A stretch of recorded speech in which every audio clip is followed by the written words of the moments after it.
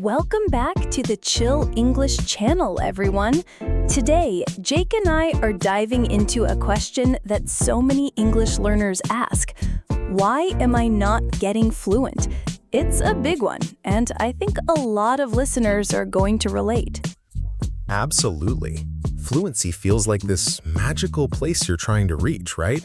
But for many learners, it always seems just out of reach. And the first reason is actually pretty simple. Most people don't define fluency clearly. Yes, that's true. Some learners think fluency means speaking like a native, super fast, never making mistakes. But the reality is, fluency is more about being able to express yourself smoothly without too much hesitation and to be understood. If you expect perfection, you'll always feel like you're failing. Exactly. Expecting yourself to speak like a native after only a few years of study is unrealistic. And that brings us to another reason people get stuck. They focus too much on grammar rules instead of communication. Right. We've seen learners who can explain every tense perfectly, but when it's time to order a coffee, they freeze. That's because knowing grammar doesn't automatically mean you can use it in real life. And it's not just grammar. Some learners also spend years reading and watching videos, but they don't actually practice speaking. They hope fluency will just appear one day. But fluency grows with active practice, especially speaking. Exactly. And sometimes learners are afraid of making mistakes, so they avoid speaking.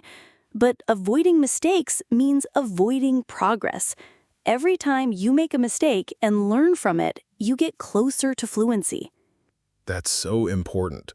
Fear of mistakes is like a cage. And connected to that is another reason. Learners compare themselves to others.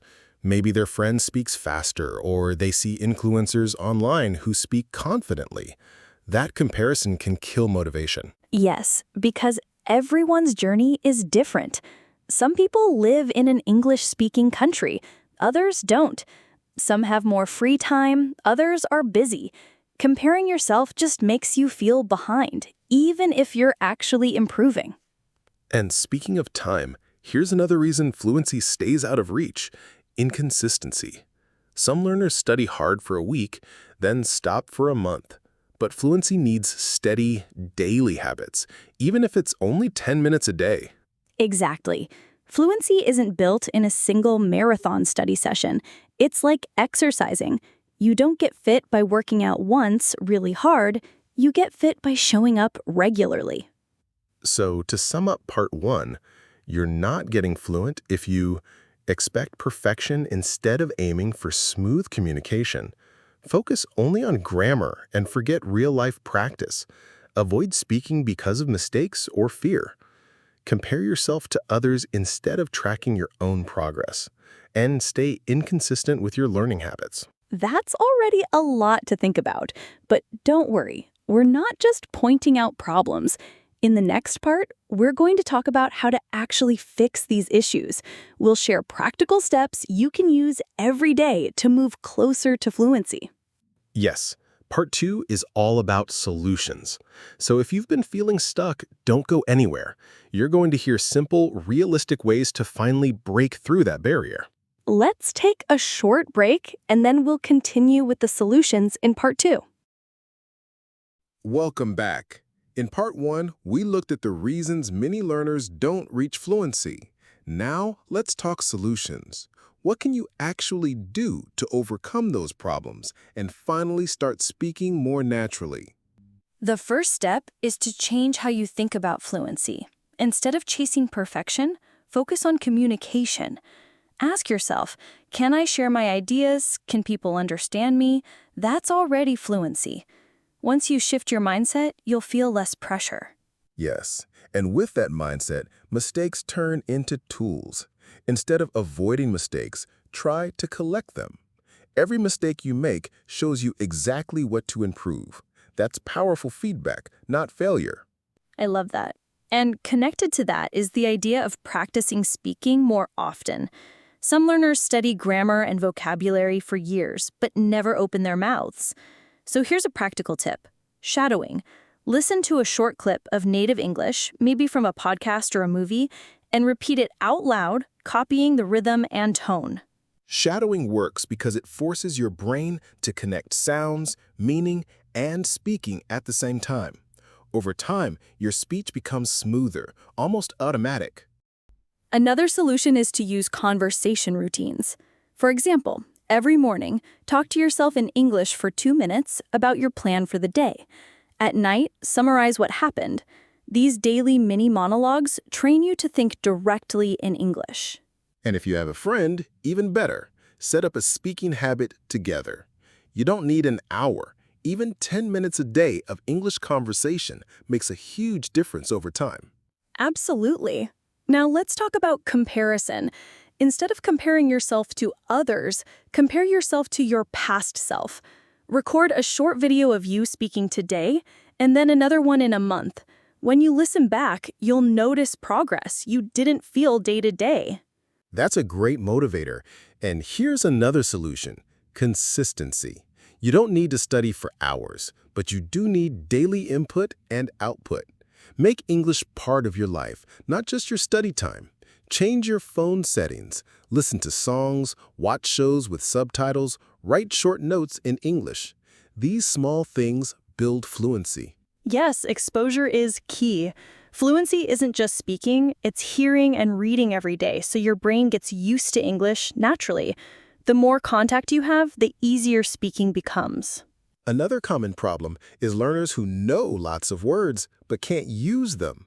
So a good strategy is active vocabulary. Don't just memorize lists. Choose 5 new words this week and actually use them in your speaking or writing. When you actively use vocabulary, it sticks. And one more thing, practice under pressure. Sometimes learners speak fine when they're alone, but freeze in real conversations. The solution is to create situations that feel real. Join an online speaking club, talk to strangers, or even order food in English when you can. The more you practice in real-life conditions, the more confident you'll be. So, let's summarize the solutions we've shared so far. Redefine fluency as communication, not perfection. Treat mistakes as feedback, not failure. Use shadowing and self-talk to build speaking habits. Compare yourself only to your past progress. Stay consistent with daily exposure and practice. Focus on active vocabulary, not passive lists. Put yourself in real-life situations to build confidence. If you start applying even 2 or 3 of these, you'll already notice a shift in how natural your English feels. But don't forget, fluency isn't built overnight. It's a journey, and your progress compounds over time. That's right. And in part 3, we're going to wrap everything up with the bigger picture. We'll talk about motivation, mindset, and how to keep going when progress feels slow. Because consistency doesn't just come from discipline. It comes from having the right perspective. Yes, so stick with us. In part 3, we'll help you see the long-term path to fluency and how to stay on it without burning out. Welcome back. In part 1, we explored why many learners don't reach fluency. In part 2, we shared practical solutions to break through those barriers. And now, in this final part, we want to focus on the bigger picture: your mindset, your motivation, and how to stay on the path long-term. Right, because let's be honest, fluency doesn't come in a week or even a few months. It's more like building a lifestyle. If you expect quick results, you'll get frustrated. But if you see fluency as a journey, every step feels like progress, not failure. Exactly. And one of the most important mindset shifts is this: fluency isn't a destination, it's a process. Even native speakers are still learning new words every day. So instead of thinking, I'm not fluent yet, think, I'm becoming more fluent every day I practice. That perspective removes pressure. It makes learning lighter and more enjoyable. And enjoyment is key, because if you hate the process, you won't stay consistent. So here's a practical tip. Connect English with things you already love. If you like cooking, watch recipes in English. If you like sports, follow English sports channels. Learning becomes natural when it matches your interests. Yes, and another mindset tip is to celebrate small wins. Too many learners only celebrate big milestones, like passing a test. But you should also celebrate the moment you understand a movie scene without subtitles, or when you have your first short conversation without freezing. Those little victories are proof you're improving. And speaking of improvement, let's talk about patience. Sometimes learners get discouraged because progress feels slow. But fluency is like planting a tree. At first, nothing seems to happen. But underground, the roots are growing. Your listening, reading, and practice are building invisible foundations. Then, suddenly, one day, you realize you can speak smoothly without overthinking. That's a great image. And here's something else. Don't wait for perfect conditions to practice. Many learners think, I'll speak when I feel ready. But you become ready by speaking, even when it feels uncomfortable. Real growth happens in the uncomfortable zone. True. And here's one more thing about consistency. It's not about never missing a day. Life gets busy, and that's okay. What matters is returning to English again and again, making it part of your identity. You're not just studying English. You're someone who lives with English. Exactly. Make English your companion, not your chore. Talk to yourself in English. Write notes in English. Think in English when you're walking. The more English becomes part of your daily rhythm, the less effort it takes to stay consistent. Let's also mention community. Fluency grows faster when you're not alone. Find a study group, an online class, or even one friend who also wants to practice. Learning together makes the journey easier and more motivating. Yes, support is powerful. And it also reminds you that mistakes are normal because everyone in the group makes them. That takes away the fear and replaces it with encouragement. So let's tie everything together. You might not be fluent yet because of fear, perfectionism, grammar obsession, inconsistency, or comparison. But the solutions are clear.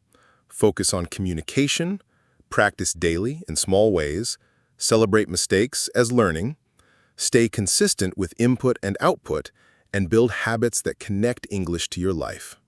And the mindset that ties it all together is this. Fluency is a journey. You don't arrive one day.